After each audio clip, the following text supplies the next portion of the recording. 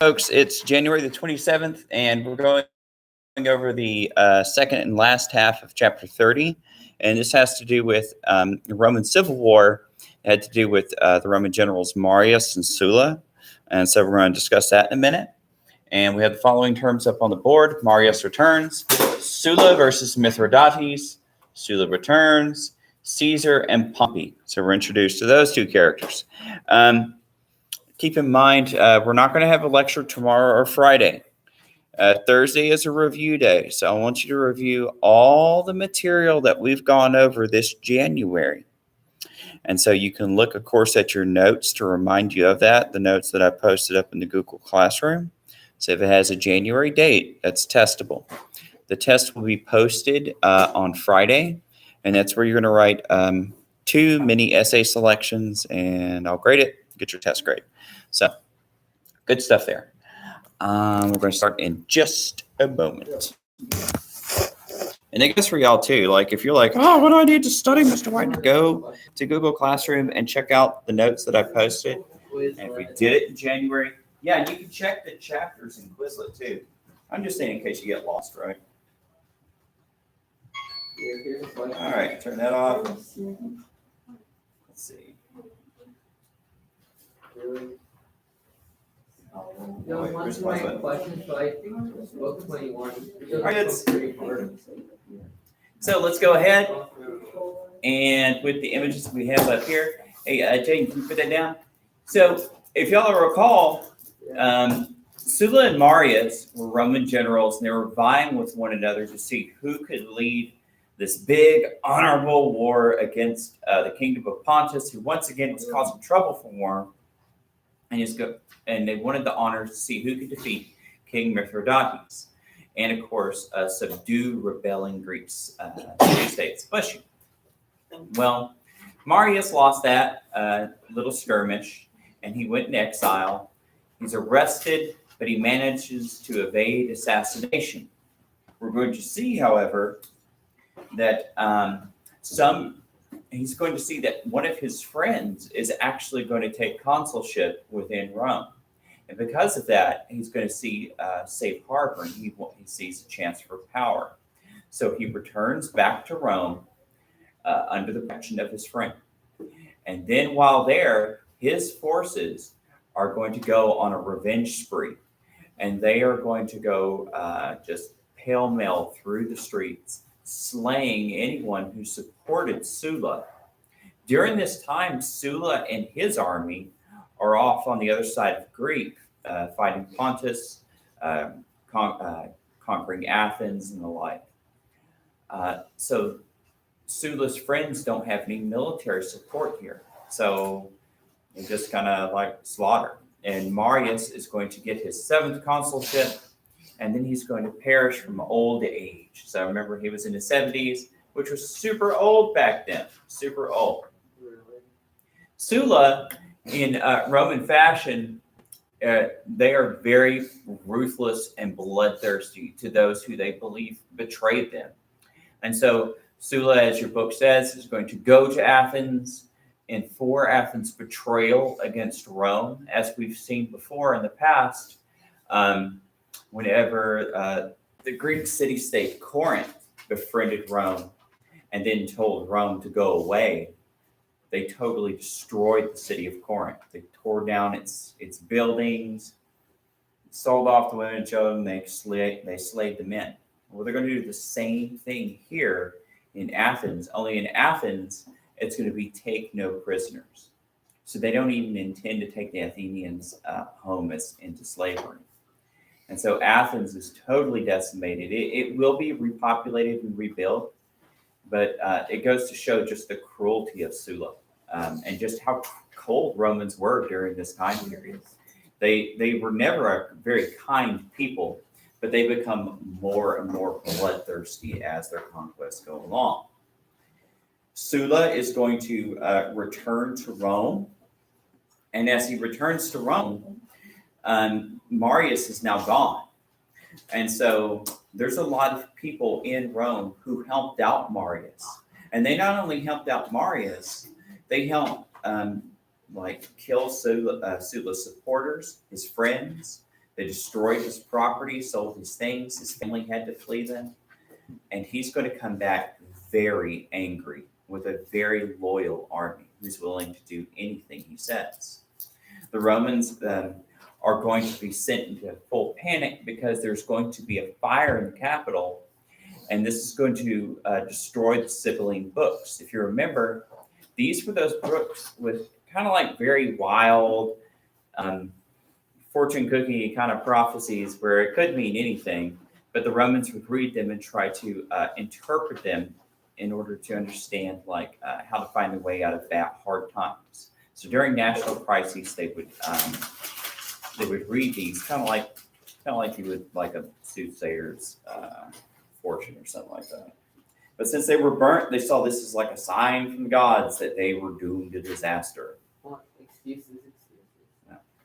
Sulla will return. He's not going to have much of a resistance. Without Marius, the forces that were against Sulla were disorganized and easily beaten outside the city of Rome. Sulla is going to go through and he's going to become a dictator of Rome. And during and before that time, his soldiers are going to go through the streets, slaying as many of his enemies as possible. As your book said, he's accused of doing this not just for revenge, which is a very Roman virtue, but also because they wanted money. And so they would just kind of kill rich people to take their things. So it went from being patriotic to vengeful to just downright greedy. And speaking of, Sulla was famous for making his hit list that he would send out through Roman cities. And so all of a sudden, people on the list would have just about every Roman that could read and write on the hunt for him so that they could get a It reward. says Caecilius on the list. Where? For Caecilius. See, Oh my gosh, he is. Where? Yeah, he is He's there. like right under the one that's AQU. It says He's Caecilius, right yeah. under the Caecilius. Faustus, Oh, Aurelius. Oh, Capernaum. yeah, it says AQ. Is Grivio? Yeah, AQ. No, but don't worry. This is Because, yeah, way before the he's time been of killed 'cause of Pompey. his stuff. This is way before Pompey. Honestly, they want all of his ladies. Achilles. So this must have been his great great grandpappy. Grivio is actually Immortal. immortal. So is he like Highlander? He's a Yeah, stud. Grumio's been around since the beginning of time, and he'll be here at the end He's of just time. Zeus in disguise. That's just So Zeus. there he was in the creation in space, in polyglot. embryonic form. Yes, he's just Grivio. Okay. But one person on the list was the young Julius Caesar, who was actually married to an enemy of Sulla. Whose child is this? Whose baby? That's Julius Caesar. That looks like a baby. And it does. It's a very young Julius Caesar. That's because he died. Baby. That's good. Y'all are actually not this week, but maybe next week we might start reading his biography by Plutarch. Yes. Yeah, Why is Caesar salad named Caesar salad? Like, because somebody else named Caesar made it. Maybe. Kaiser salad. Yeah, I'm his sorry. hair kinda looks like a salad. I'm sorry. I don't know. It's worth a Google. He refuses to divorce her, and he's going to flee. And but luckily, he's going to manage to live and work his way up as a rather wealthy young man. And we're going to read a bit about his life. He's going to get captured by pirates, and then he's going to come back and he's going to get back at those pirates. He's going to become a commanding general who's going to do some really big conquests for the Romans. And of course, he's going to have a fling with Cleopatra and all these other things. So we'll get to that. Another guy at this time who's actually going to be a friend and then an enemy of Julius Caesar is a guy named Pompey. Pompey was one of Gnaeus Pompeius or whatever. I forgot what his actual name was. He's going to be one of the young soldiers of Sulla. And he's going to, of course, as your book says, give him funeral honors, even though people were super mad at him. Now that he's dead, they can say that. But he's going to be one of the richest Romans ever to exist. he's going to be credited with actually building a lot of the major buildings we think of today in Rome. And we'll get to that. But he will meet his demise in a civil war against Caesar later on. So, but not the salad, not the salad, Yeah. or not the dressing. Caesar really could be Caesar told an you. extremely intelligent salad that commands Wait, the oh, you street. get that? I guess if your Caesar salads are made told of like bone-haired meat, yeah, You don't get it. I guess so. Are we all just Maybe you like salads? part One of two. the salads. How far do you get into it? Okay. You get to see Caesar. We are just big meat salads. Uh, I could see that. I could see that. It's kind of like a no bread chili dog. Yeah. Yeah, that's nice. Caesar. Like, imagine a leaf, but instead of like the little plant it's running through, it's just blood. That's us. We're blood leaves. That's it. So, on that cheerful note, Marius returns. So Marius comes back to Rome and went to see two. We move beyond that. Yeah, he's right. Yeah, you are right. All right. So when he returns, he set his soldiers to slay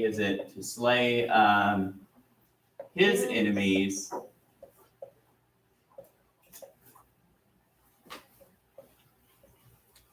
The friends of Sulla.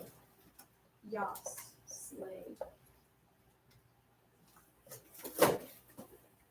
So, What is and then what's going to happen before he passes on?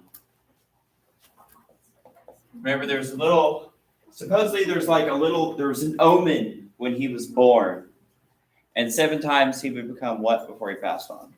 Consul. Consul, yeah, so that's like the top job in ancient Roman times. So you became consul. So that's like kind of like their version of a president, I guess. For the 7th time, but passed away. Then that. So, poor guy, I guess. Wonder how many times the queen of birds has shows people. So what? Wonder how many times the queen of birds has shows people. Well, I mean, I there is one being president isn't that old. I'm sorry, it's in there somewhere, kid. All right, so this happens, and during this time, while those poor Romans are like going, man, everything's super crazy. There's chaos in the streets. The law and government are a thing of the past. Whoever has the most swords wins. Sulla is off doing something. Mithridates. So what's he doing over there? murdering everyone? Well, that's not enough detail. Okay. He basically starts. Who wants more? He's fighting the Bulgarians and sieging Athens. Yes. Okay, so Why did he attack Athens? he attacked Athens because Because Athens they were joined their side. traitors. But remember, Greece at this time was part of the Roman protectorate. They're part of the Roman Republic's empire. And they're like, hey, we're not going to tell you what to do. But if you betray us, we'll kill you. Okay. But and the Greeks being Greeks, they didn't want people to rule because that's similar to what Persia wanted to do. Persia wanted to rule the Greeks, but not really tell them too much what to do. Well, that was too much for the Greeks. That was an affront to their freedom. Well, Romans doing the same thing that the Persians tried to do, and so they're trying to buck it off. So yeah, Sulla defeats Mithridates. By starving them out. Yeah, pretty much. Well, that was after the siege of Athens, which is a typical thing you do in a siege. Gained back Rome's lost territories.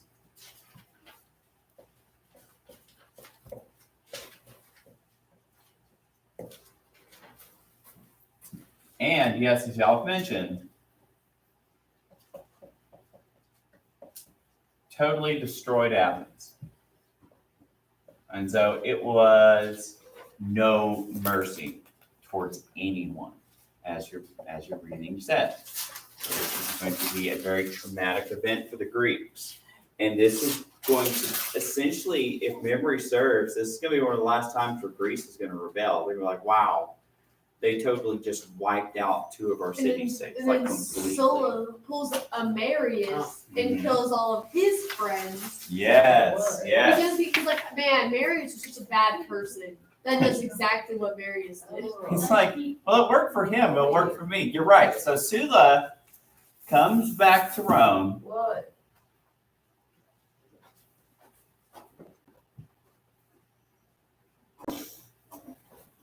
And wanted revenge. That's right. And Yeah. how does he do that? That hit list. Yes. And also what By Marius, inventing the hit list. and also just doing Especially- what Marius did and having his guys just charge in and kill everyone. Yeah, has a hit list Hit list with rewards. consisting of anyone who supported Marius. Yeah, against Marius supporters, his enemies.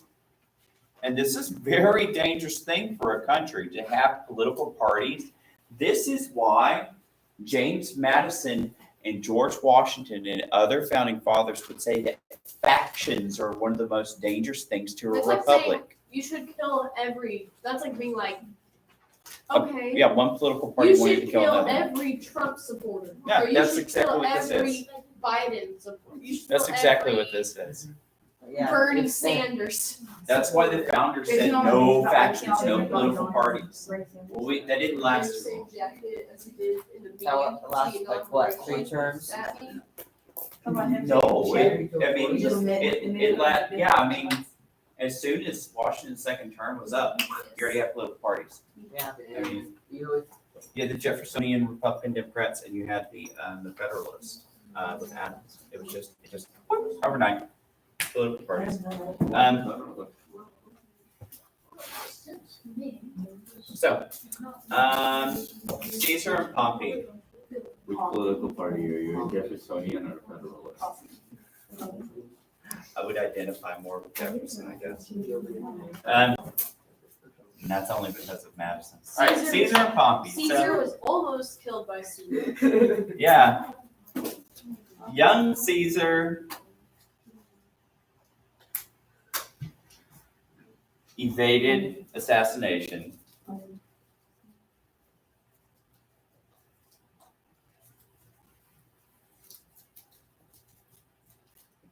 And young Pompey, and I only mention him because we're going to read more about him later. So Pompeius. Because he found Pompeii?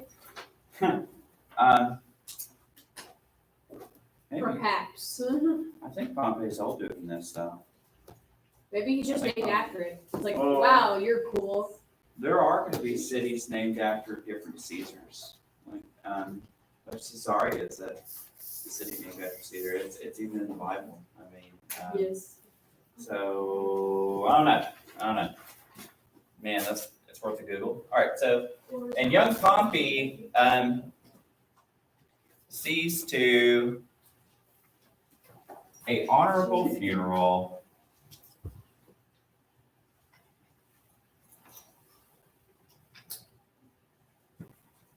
For Sulla. Yeah. Faithful Pompey. And Pompey is kind of faithful to the Roman idea. He wants to, even though he's corrupt, he's self-serving, he still kind of wants to keep the Roman Senate and Republic going later on. But we'll get to Would that. you rather eat worms or have worms eat you?